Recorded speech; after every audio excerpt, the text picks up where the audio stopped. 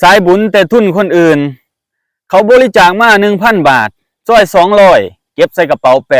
800คนหลายๆคนเขาก็เบิ่งออกผู้ใดสิเบิ่งบ่ออกเนาะพี่น้องเนาะคนเบิ่งจนจำเจจนเบื่อจนนายเบิ่งพิรุธออกเลยว่าส่องช่วยเหลือส่องนี่สายช่วยเหลือส่องนี่โอ้ยบ่เป็นตาเบิ่งแล้วซุมื้อนี้เหมือนรับลมคมในบ่ชัดเจนกับคนเบิ่งเนาะบ่มีรายละเอียดต่างๆนานานี่แหละสายช่วยเหลือที่แบบอยากโคตรอยากโกงเห็นเงินแล้วก็เหลิงโอ้เงินคือหลายเถอะวะโอ้กูเก็บไว้นี่กูใส่ได้โดนได้นี่เว้ยแบบตานี่เฮ็ดจังได๋ล่ะบัดตานี่เห็นเงินหลายเลยมันบ่แม่นน้อยๆเด้คนบริจาคคนช่วยเหลือที่คนเห็นอกเห็นใจคนลาวเอาคนตกทุกข์ได้ยากในคนลาวนี่ถ่ายทอดให้หลายๆคนเบิ่งแล้วก็หากินในจุดๆนี้มันบ่เจริญดอกพี่น้องเอ้ยหากินในจุดนี้เอาคนเฮานี่คนทุกข์คนยากในบ้านในเมืองเฮานี่มาเป็นเหยื่อเนาะมาเป็นเหยื่อหากินกับคนที่เขาเจ้าอยากช่วยเหลือจริงๆเขาจะอยากช่วยเหลืออยากให้คนหลุดพ้นจากความทุกข์ยากอยากให้คนมีอยู่มีกินอันนี้ต้องให้เครดิตผู้รักผู้ใหญ่ที่เขาเจ้าใจบุญแต่บัดตานี่มาดิดเครดิตคนสายบุญนี่สิบ่เอ่ยนามหรือผู้ใดผู้ใดพี่น้องคงสิฮู้กันแหละว่าผู้ใดเนาะแน่ผู้ใดแน่สายบุญนี่คือว่าพากันเงียบลงคักแน่แหละบ่เงียบได้จังได๋สิเอาเงินมาใช้ไปช่วยเหลือก็ยังว่าสายบุญทุนคนอื่นเนาะพี่น้องคนบริจาคมา100ท่านไป20 บาทซอยไป20 บาทเก็บใส่กระเป๋า80 บาทสิให้เฮ็ดจังได๋ล่ะพี่น้องบัดตานี้ไผสิเบิ่งบ่ออกแล้วบัดตานี้เนาะการเว้ากันจาก็เริ่มแบบบ่ค่อยม่วนแล้วบัดตานี้นอบน้อมจากอันคนเว้าที่นอบน้อมโอ้ยเบิดแล้วคำนอบน้อมจังน้อยก็มีแต่มึงกูบัดตานี้โอ้ยเนาะพี่น้องเนาะอันนี้แหละเฮ็ดให้คนละเอียงคนแบบเขาเจ้าเบิดการที่อยากช่วยเหลือเนาะเพราะว่าการช่วยเหลือเฮาอยากช่วยเหลือจริงๆแต่ความน่าเชื่อถือจากช่องที่เขาเจ้าไปช่วยเหลือมันเริ่มเบิดไปแล้วนอนหยังนอนจากกาลิญาต่างๆนั่นน่ะที่ถ่ายทอดออกให้คนเขาเบิ่งเขาเจ้าเบิ่งออกได้เนาะเขาเจ้าเบิ่งออกได้เนาะคือบ่กล้องเขาเจ้าก็เบิ่งออกว่าเป็นคนใดเนาะและอีกหลายๆคนที่เขาเจ้าติดตามโดนๆนานๆบางคนบริจาคไปบ่แม่นน้อยเลยเพื่ออยากให้คนลาวอยู่เย็นเป็นสุขอยากให้คนลาวที่ตกทุกข์ได้ยากมีอยู่มีกินอยากให้คนลาวที่บ่มีทวีมีทางได้มีที่มีทางทำมาหากินมีหลายคนผู้หลักผู้ใหญ่เนาะพี่น้องเนาะที่เขาเจ้าใจบุญที่เขาเจ้าเอ็นดูสงสารคนลาวเขาเจ้าเบิ่งแย่งคนลาวเขาเจ้าเบิ่งการเป็นกินเป็นอยู่ของคนลาวว่ากินอยู่จังไดเนาะบางคนเนาะพี่น้องคงสิฮู้จักว่าคนลาวเฮาหลายๆคนยังบ่มีกินนี่ยังหลายนะยังบ่มีกินยังหลายยังพากันขอข้าวขอน้ำยังหลายทั้งที่ตัวเองมีครอบมีครัวมีลูกมีเต้าแต่เป็นหยังคือต้องไปหาขอข้าวขอน้ำเลาะตามเฮือนท่านแต่ก่อนแห่งหลายในปัจจุบันนี้คือว่าน้อยลงกว่าเก่าเลยได้เนาะน้อยลงกว่าเก่าแล้วบางคนตำรวจไปจับบางคนเขาจะฮู้ว่าขอเข้าไปแล้วขอเข้าไปแล้วบัดเอาไปขายเอาเงินบ่แม่นว่าเอาไปกินเนาะนี่เลยเฮ็ดให้หลายๆคนในตามสื่อโซเชียลผู้หลักผู้ใหญ่ใจบุญหลายๆคนเขาจะฮู้เบิดแล้วเนาะก็คือแบบบ่มีไผอยากซอยแล้วนะบ่มีไผอยากซอยแล้วเขาจะเห็นขี้พื้นแล้วเด้เห็นขี้พื้นทั้งคนที่ผู้จะไปซอยผู้เปิดรับบริจาคเห็นขี้พื้นเบิดแล้วเห็นอันกาลิญาที่ท่าทางมีรับลมคมในเขาจะฮู้เบิดแล้วบัดตานี้เขาจะฮู้เส้นเลือดแดงเส้นเลือดดำแล้วเนาะฮู้เบิดแล้วเนาะแล้วบ่มีไผอยากไปซอยแล้วก็บัดตานี้คนที่ถูกซอยเหลือบัดตานี้ถูกซอยเหลือหลายบัดตานี้แห้งได้ใจแห้งได้ใจได้อกได้ใจบัดตานี้คนบ่ไปซอย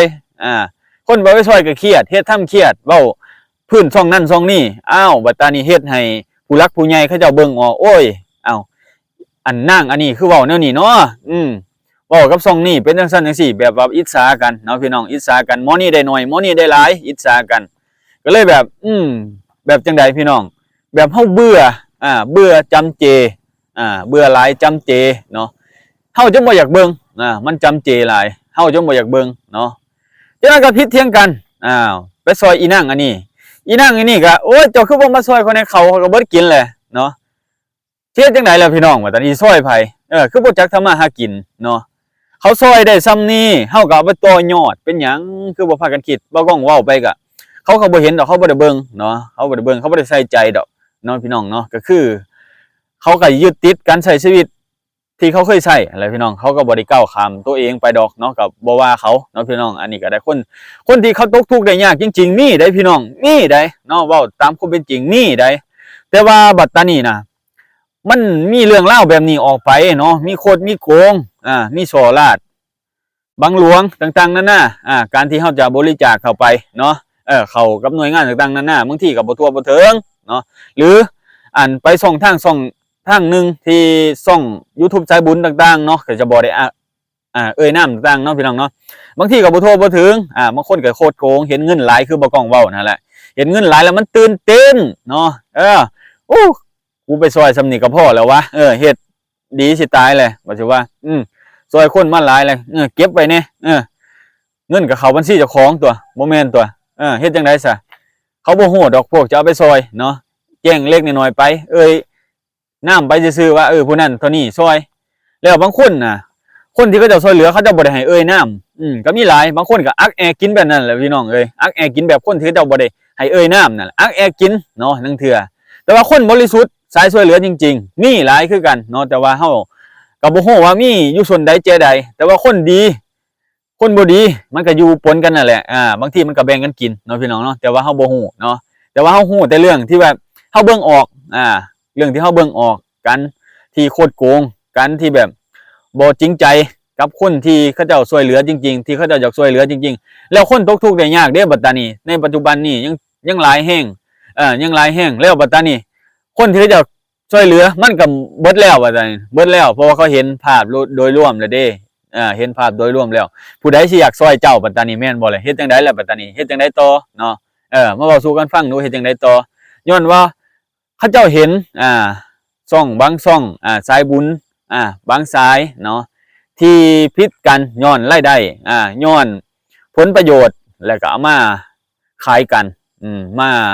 ใส่ร้ายกันเนาะก็เริ่มเฮ็ดให้ผู้ใหญ่ที่แบบเป็นหลักๆเลยช่วยเหลือเป็นหลักๆเลยเขาเจ้าก็เลยเห็นในจุดนั้นเห็นที่แบบเสียความรู้สึกเด้เนาะเสียความรู้สึกเด้พี่น้องเฮ็ดจังได๋ล่ะบัดตานี้สิมีไผมาซอยบัดตานี้สายบุญบัดตานี้ช่องบางช่องก็เริ่มท้อแล้วออกมาจมว้อยๆเนาะเฮ็ดไปบ่ได้แล้วบ่มียอดคนเบิ่งบ่มีคนดู YouTube เปลี่ยนกฎมันสิเปลี่ยนไปไสเปลี่ยนมันก็อยู่ในระบบเก่านั่นแหละเนาะมันก็เปลี่ยนในระบบเก่าแค่รายได้มันดรอปลงเนาะพี่น้องเนาะแต่ว่าถ้าเฮาสิซอยจริงๆเนาะซอยคือสิบ่น้ำซอยคือแบบเฮามีต้นทุนส่ำใดเฮาซอยไปเนาะต้นทุนส่ำใดเฮาซอยไปสำหรับเฮาอยากซอยบ่แม่นว่าสิเดินสายซอยจริงๆจังๆเปิดรับบริจาคหลวงหลายเนาะจนเฮ็ดให้เจ้าของนี่ตื่นเงินเนาะตื่นเงินแหละเหมือนมันมีความโลภอยากได้เงินในจุดๆนั้นเพื่อมาใช้มาจ่ายมีเกือบทุกคนแหละความโลภเนาะบ่กล้องก็มีถ้าบริจาคมาให้บ่กล้องสิบ่เอาบ่ฮู้คือกันในอนาคตบ่ฮู้คือกันเนาะพี่น้องเรื่องเงินมันบ่แน่บ่นอนเรื่องเงินนี่มันเป็นงูเด้พี่น้องงูพิษเลยเด้เรื่องเงินนี่มันเป็นงูพิษเลยเด้เนาะสิเว้าสู่ฟังเนาะพี่น้องเนาะมันเฮ็ดให้เฮานี่แปรผันได้พลิกแพลงได้ทุกอย่างทุกแนวเด้เนาะมันพลิกแพลงได้ทุกอย่างทุกแนวจากเป็นคนดีถ้าเห็นเงินเนาะมันก็สิเปลี่ยนไปอีกอย่างนึงการสักน้ำการเว้าการจามันก็สิเปลี่ยนไปเนาะการแสดงออกมามันก็สิเปลี่ยนไปหลายได้เนาะนี่แหละจุดที่แบบเฮาเห็นในสังคมซุมื้อนี้ในสายบุญนะพี่น้องบางคนน่ะเว้าบ่คือเก่าบางคนนี่สายบุญปะโถสายบุญนี่คือร่ำคือรวยแท้เงิดอีหลีคือว่าคลิปก็บ่ได้แตกกระดอกกระเดี่ยนะเป็นหยังเงินเขาเจ้าคือหลายถ้าเอาเจ้ามาจากไสนี่พี่น้องบ่กล้องเห็นในจุดนี้แต่ว่าบ่ได้นามบ่ได้ไปบังเบียดผู้ใดบ่ได้ไปชี้แจงว่าผู้นั้นผู้นี้เนาะบ่ไปอ้างอิงต่างๆนั่นน่ะบ่ได้อ้างเนาะพี่น้องแค่เฮาเว้าแค่เฮามองสายบุญมันเป็นหยังคือเงียบไปสาเหตุอีหยังเนาะพี่น้องเนาะสาเหตุคือบ่กล้องเว้าคลิปก่อนนั่นแหละเนาะสาเหตุก็ได้เนาะพี่น้องเนาะสาเหตุก็คือผู้ใหญ่นี่แหละเพิ่นก็มาเว้าว่าผู้ใหญ่ลดน้อยถอยลงคนที่ช่วยเหลือก็บางคนก็ว่าฝนหน้าฝนหน้าหยังมันไปยากมายากรถใหญ่หันอยากซอยอีหลีมันบ่จำเป็นต้องเข้าไปในบ่อนทุกข์ยากลำบากบางคนนะอยู่ในตามชนบทเขาเจ้าบ่ได้แบบว่าบ่ได้ทุกข์ขนาดนั้นนะบ่ได้ทุกข์ขนาดนั้นบางคนนะมันก็มีบางภาคเท่านั้นแหละที่บ่มีไร่มีนาเฮ็ดเนาะพี่น้องเนาะ นั่นคือจุดที่เขาเจ้าทุกข์จริงๆเนาะให้เขาเจ้ามีให้มีสวนอยากได้ข้าวได้น้ำนะจุดนั้นที่เขาเจ้าอยากต้องการความช่วยเหลือแล้วก็จุดหนึ่งอีกอยู่บอนแดนหนาวเนาะ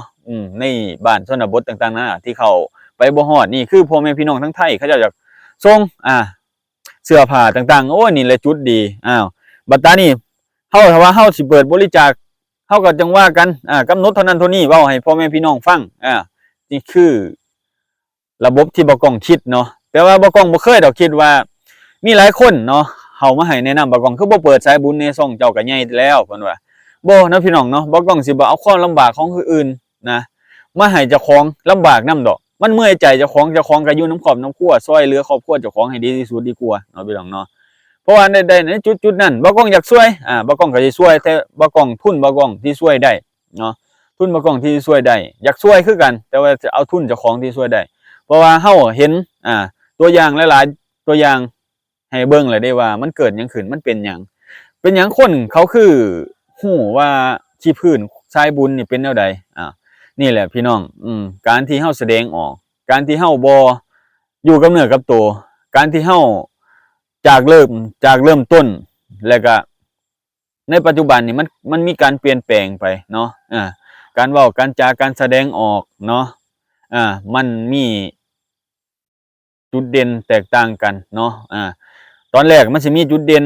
คนก็อยากสนับสนุนบัดตานี้มาเริ่มมาเลยเปลี่ยนใหม่เห็นเงินเห็นค่ำเจ้าของมีแน่ตื่นเงินจักหน่อยเนาะพี่น้องเนาะมันก็เป็นบางคนเด้อพี่น้องเนาะอันนี้ก็ว่ากันเพราะว่าสายบุญที่เขาเจ้าช่วยเหลือยังหลายแล้วก็พ่อแม่พี่น้องไทยที่เขาเจ้ายังพร้อมที่ช่วยเหลือกันยังหลายเนาะพี่น้องเนาะเพราะว่าคือเห็นอันเว้าซะเนาะพี่น้องคือลุงแม็กนี่เรามาซอยเห็นบ่พี่น้องเราเสื้อผ้ามาซอยมาอุดหนุนสินค้าในลาวเนาะซื้อรถถีบมาให้เด็กน้อยคือผู้หลักผู้ใหญ่เขาเจ้าเห็นเนาะอันบ่าวแม็กเราลุงแม็กเราก็ไปทั่วเบิดเนาะเห็นคนตกทุกข์ได้ยากถามหนทางเหมือนคนสิลำบากเฮาก็ช่วยไปในตามที่เฮาช่วยได้บ่จำเป็นต้องไปเข้าในจุดที่แบบทุกข์ยากไปเบิ่งแย่งจริงๆจังๆมันเฮ็ดให้คนเหลิงมันเฮ็ดให้คนเหลิงซอยแล้วบัดตานี้เฮาบ่ไปซอยอีกเขาก็สิเครียดเขาก็สิว่าเฮาจากที่ได้บุญมันสิได้บาปซ้ำได้บัดตานี้แม่นบ่ล่ะคือข้อยเว้าเนาะพี่น้องเนาะนี่เป็นจุดที่แบบโอ้ยบ่ค่อยปานใดเนาะพี่น้องเนาะสำหรับการที่เฮาจะไปช่วยเหลือเขาแหละเขาบ่ได้คิดเห็นเฮาเนาะพี่น้องเนาะนี่แหละพี่น้องก็ฝากประมาณนี้พี่น้องสำหรับคลิปนี้เนาะสายบุญทุนคนอื่นเนาะต้องพิจารณาเนาะต้องคิดเบิ่งเนาะว่าจะไปต่อแนวใดเนาะไปสายใดเนาะบางคนเปลี่ยนสายไปแล้วซุมื้อนี้เนาะพี่น้องเนาะเอาขอบคุณหลายๆขอบใจหลายๆพ่อแม่พี่น้องทั้งฝั่งไทยฝั่งลาวที่ให้การติดตามรับชมบ่าวกล้องเนาะพี่น้องเนาะถ้าว่าพี่น้องคิดเห็นจังใดแลกเปลี่ยนความคิดเห็นกันได้เด้อพี่น้องเด้อ